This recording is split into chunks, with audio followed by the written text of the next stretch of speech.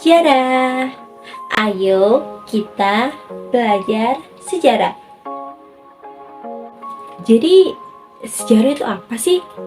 Oke, sejarah adalah ilmu yang mempelajari tentang peristiwa dan kejadian yang berkaitan dengan tindakan manusia dan juga pengalaman hidup di masa lalu. Sejarah itu bersifatnya fakta, teman-teman. Kenapa sih kok fakta?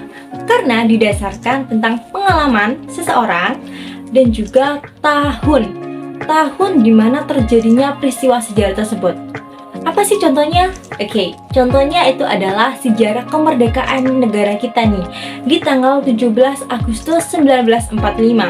Itu adalah sejarah fakta yang dimana di situ dilibatkan adanya proklamasi yang dibacakan oleh Bapak Insinyur Soekarno selaku Presiden pertama Indonesia.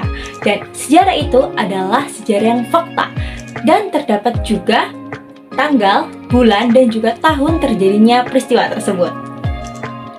Lalu, sejarah itu terbagi atas 4, guys. 4 ya.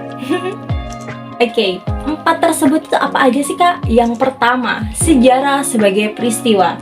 Yang kedua, sejarah sebagai ilmu, sejarah sebagai seni, dan sejarah sebagai kisah. Yang pertama, sejarah sebagai peristiwa.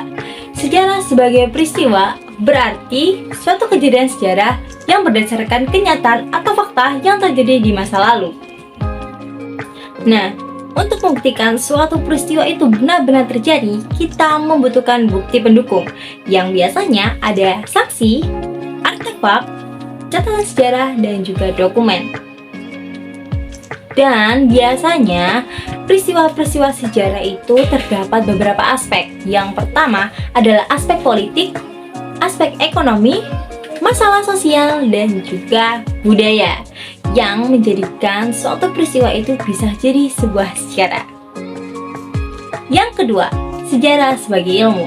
Sejarah sebagai ilmu adalah studi penelitian peristiwa dan kejadian yang dialami oleh orang di masa lalu dengan menggunakan sebuah metode ilmiah.